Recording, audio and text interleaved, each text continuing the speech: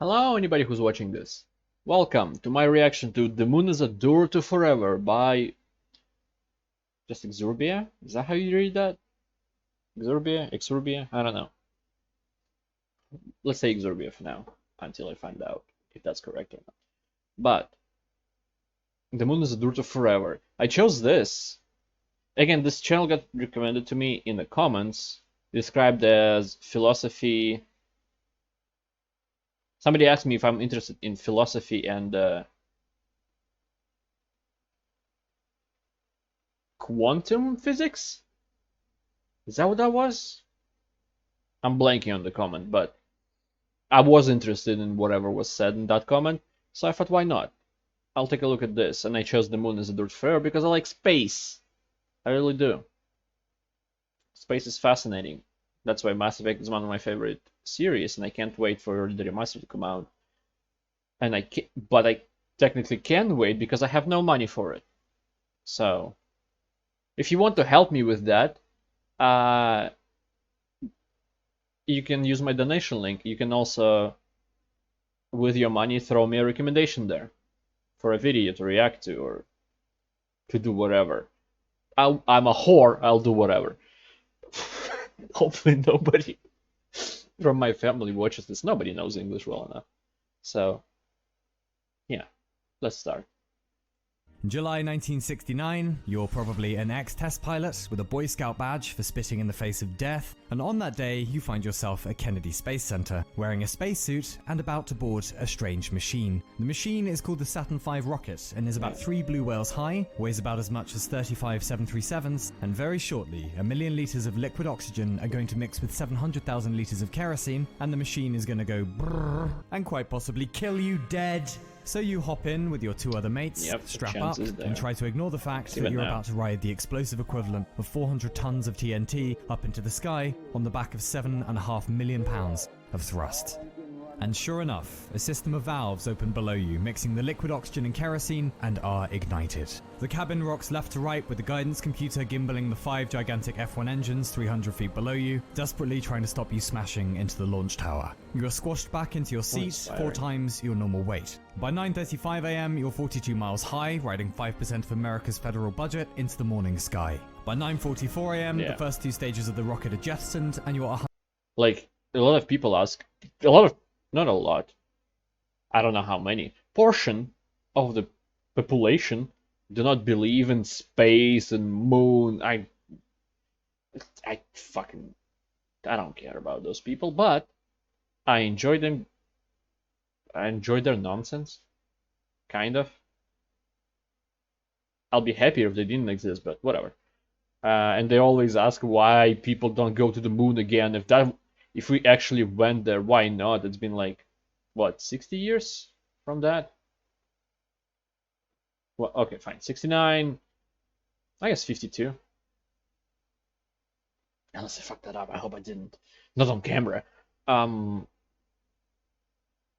Yes.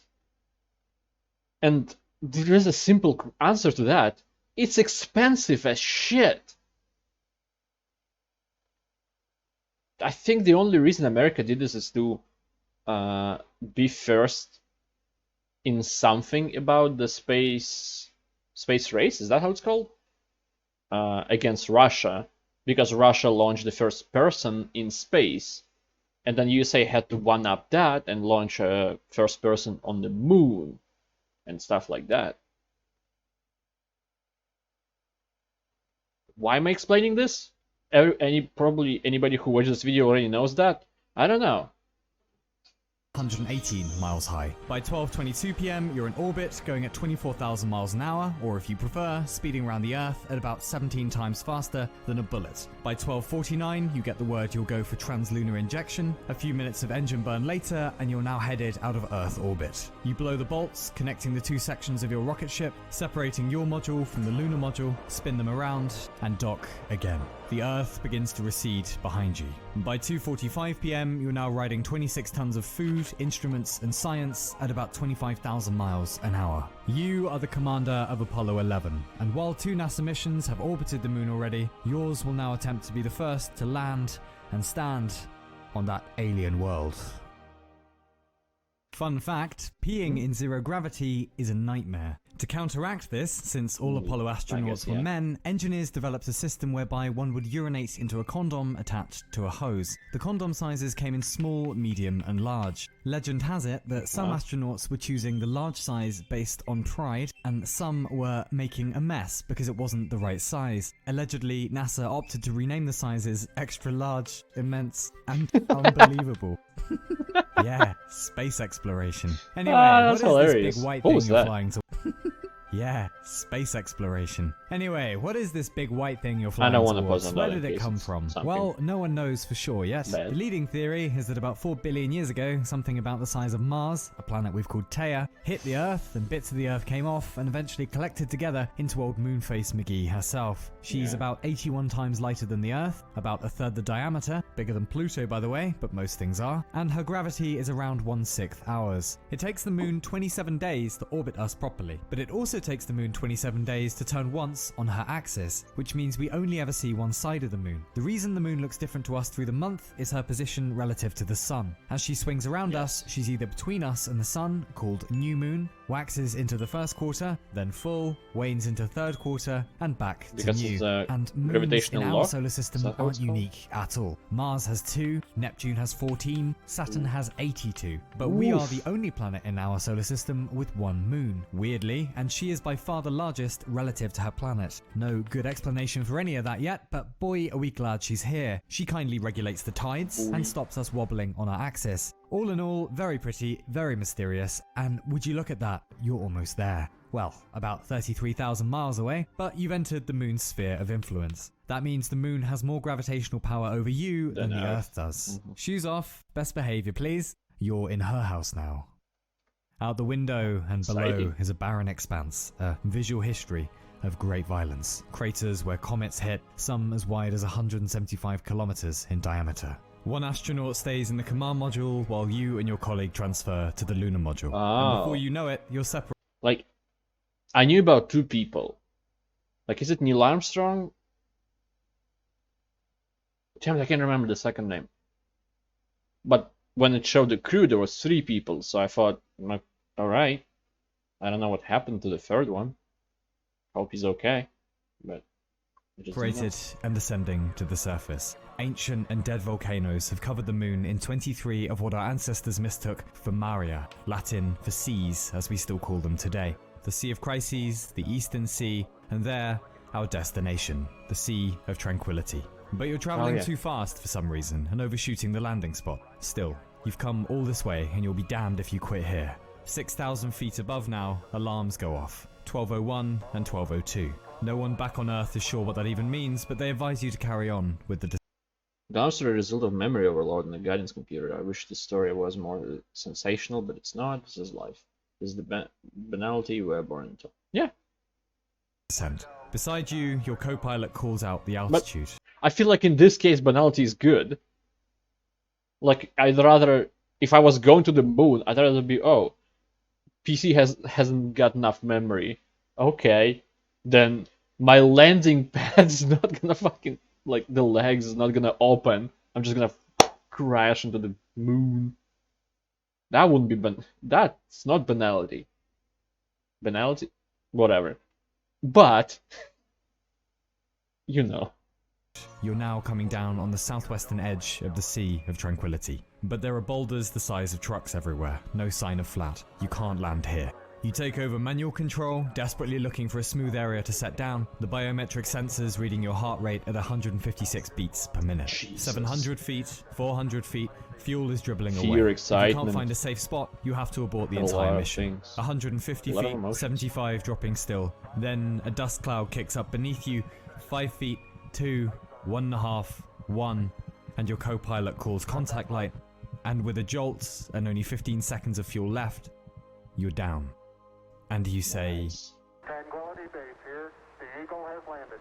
The eagle has landed. the schedule calls for the 2 of you to sleep, but you're the first humans to visit the moon for God's sake. During this time, Yeah. your co-pilot takes Holy Communion, though does it on the quiet. NASA is currently engaged in a lawsuit with an atheist who had objections to a previous mission orbiting the moon and reading from the Bible as it did so. Then, at What? 2:39 a.m., you open the hatch and slowly descend the ladder. You pull a lever, activating the camera already on the outside of the lunar module to witness what is about to come next. You reach the bottom of the ladder, still standing on the leg now. You observe the surface of the moon is granular, almost like powder. You uncover a plaque on the lunar module saying, "Here, men from the planet Earth first set foot upon the moon." Yeah. I want to say a fun fact. I'm not sure that's true, but I've heard it before. And I'm not going to say names because I don't want to get them confused. Because I'm very horrible with names. So I'd rather just say people normally. So the first guy becomes the first person to step on the moon. And the second guy wanted to do something as well. And it might be in this video, but I want to say it beforehand so I look smarter because I know it, if that's true. Or an idiot if that's not.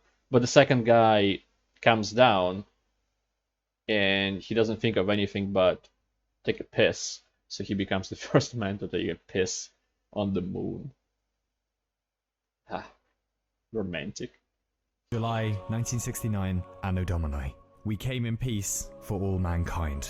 Tentatively, you step back with your left foot onto the first celestial body humankind has ever visited. And having been allowed to choose those first words on a new world, Ever say, visited so that's far one as small well. step for a man, one giant leap for mankind. Which will later be misquoted repeatedly without the indefinite article as one small step for man, which makes no sense if you think about it. Because Yeah. that would mean one small step for humanity, one giant leap for humanity. But whatever, Yes. You're on the moon.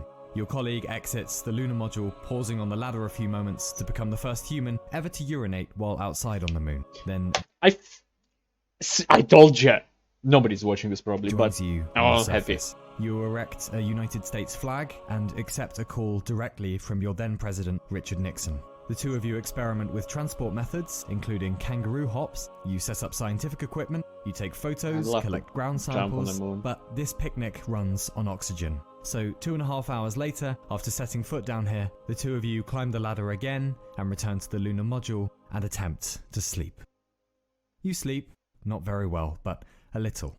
It's time now to go home. You're both relying on a single ascent engine that can only be fired once, meaning one chance to leave. Your colleague has somehow damaged the circuit breaker for the engine in the course of moving about. You jam a felt tip pen in there, hoping your third colleague will be flying overhead shortly, waiting to rendezvous if all goes well. The ascent engine is fired, everything goes fine. At 1/6 Earth's gravity, making it into orbit is a doddle. Your colleague catches you in orbit perfectly and you're reunited. A burn to leave lunar orbit and you're on your way. Back home to praise and awards and another Boy Scout badge for not only spitting in the face of death but kicking him right in the disco stick too. And curiously, several hours later on the television sets of the world, people, American and non-American, will say, "We did it. We did it." As if that plaque left on the surface rings true already. We came in peace for all mankind. And during your 3-day journey back to Earth, perhaps you'll wonder when we'll come back to the moon. In 4 months, actually. Then 5 months later, but that doesn't go so well. 9 months later, that time goes fine. 6 months later, Oh, okay. 9 months, and then the last mission 8 months later. And as much as it might surprise you to hear, for the next half century, humans will never leave Earth orbit again. Oh, there'll be shuttles and space stations, horrific disasters. I actually forgot about that, about other people landing on the moon, but there were. And I know that, but it just escaped my mind. I was like, only once and never again.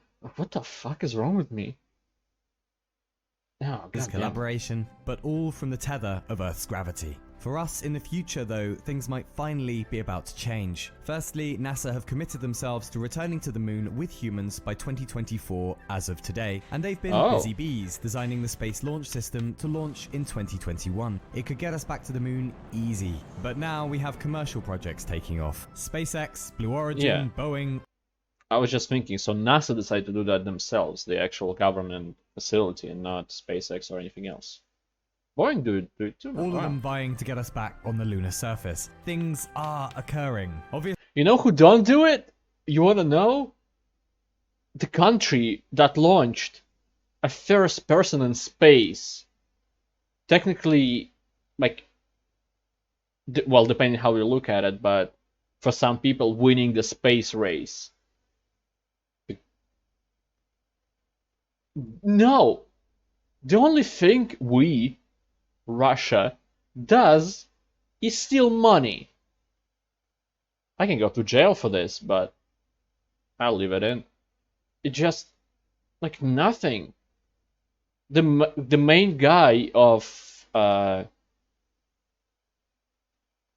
Roscosmos, so it's like Rus space, the Russian government space bureau. I don't know, something like that. The only thing they do at this point are posting memes about how Musk fucks up whenever like the not the launch failures, but like the part doesn't land properly. Like that happened quite a lot of time.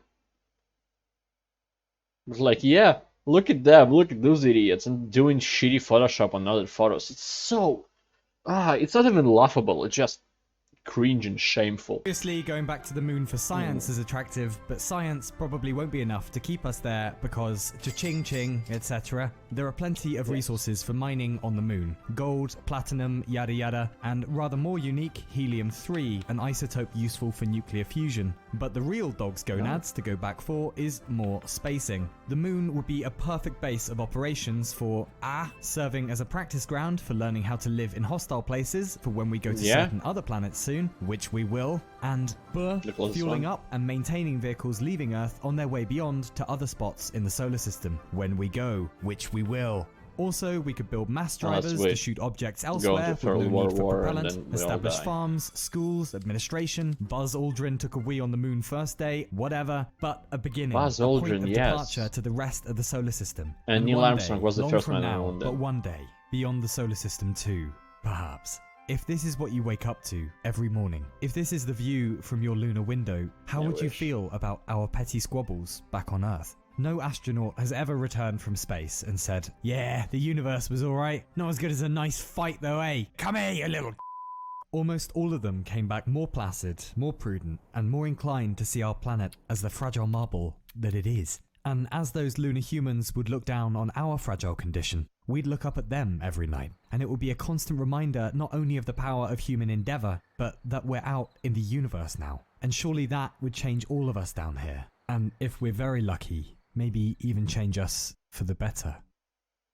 50 years later, we're still living in the shadow of the Apollo program, when hundreds of thousands of men and women came together, spent a titanic amount of money, utilized an ungodly amount of brainpower to achieve something that was, by any estimation, impossible. And they did it. Some days it feels like we've forgotten how to do this, to dream crazy big together, to reach for something together, to look out beyond bickering and this my team, your team rubbish. There's an infinite playground just waiting out there for us to explore as brothers and sisters. Obviously, the Apollo program came directly out of competition between the US and the Soviet Union. It's not like the US went to the moon just because they fancied a nice view, but the solidarity inside the Apollo program and the directed attention of the American citizenry towards space was like nothing we've ever seen before. Many of you watching this, and me, we weren't alive to see the moon landings. We didn't grow up with a single event in media that was a human project, on behalf of the entire species. How will we feel when we see that first man or woman putting that first boot down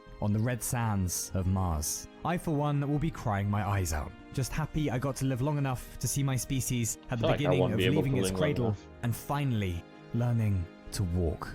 And then we will learn to run to the orbits of Venus, Titan, Ganymede, wherever we feel like, because that is us. Because audacity is what we do, sometimes violently, sometimes misguidedly, but sometimes, every now and then, in solidarity together. And for the love of reaching one mountain peak, just to look to the next. In our solar system, waiting for us, there are 7 new mountains with 7 new sunrises and 7 new sets of secrets. And if that doesn't unify us, Christ, nothing will. And it will all start with the moon, our home away from home, as the springboard into the multiplanetary age of the human being. We choose to go back to the moon and do the other things, not because they are easy, but because they are cool. To follow our evolutionary imperative, as it began with our emergence from the oceans and our many perilous diasporas across this great blue-green spaceship. We've been on 6 dates together, Moon. Sorry we ghosted you. We've been going through some stuff. But we've changed, Moon. No more long distance. Oh no. Let's get it together properly. We're sliding back into DMs, baby. How about it?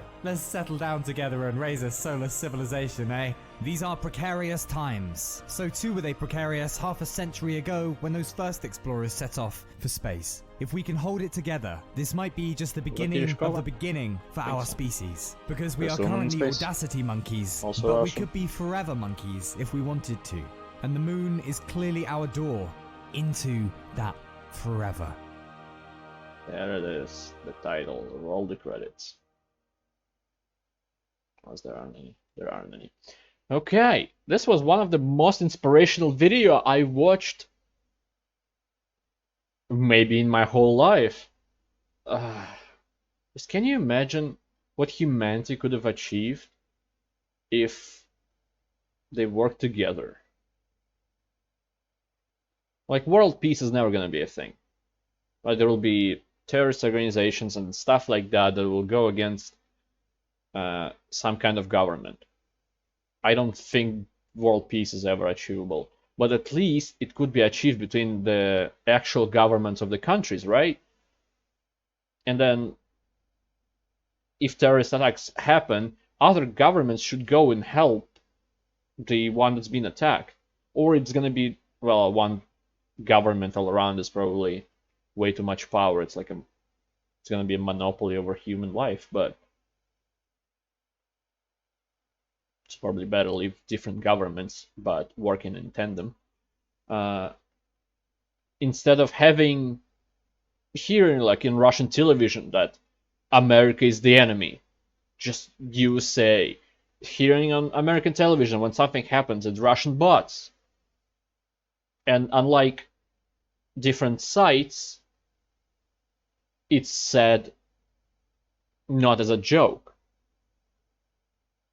Like, and I'm not talking about Twitter because people don't think that it's a joke, but they are jokes themselves if they say that.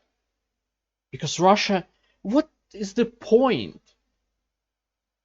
Russia has enough problems on its own. Why the fuck would they care who's the president on literally the opposite sides of the planet? Why would they care? Why would we care? We have enough problems inside our country. The poverty is growing. And not because of some business or shit like that. No, because of the government. People working in the government are rich. Incredibly rich. Getting so much money. They have like every month with their paycheck. Like legally. And never mind corruption, which is flourishing in this pathetic excuse of a country. I am ready to go to jail after this video is gonna be released. But me talking in English and for non-Russian audience, I hope that nobody's gonna see it. So yeah, because the censorship in Russia, especially towards the government, is quite severe. So, thank you for watching. Hopefully to see you next time if there will be one, and goodbye. If not, until the next video, goodbye forever. And have a great life, because one of us has to, and I don't have it now. And if I'm gonna go to jail, I will probably never have it, so at least you will have one. Goodbye.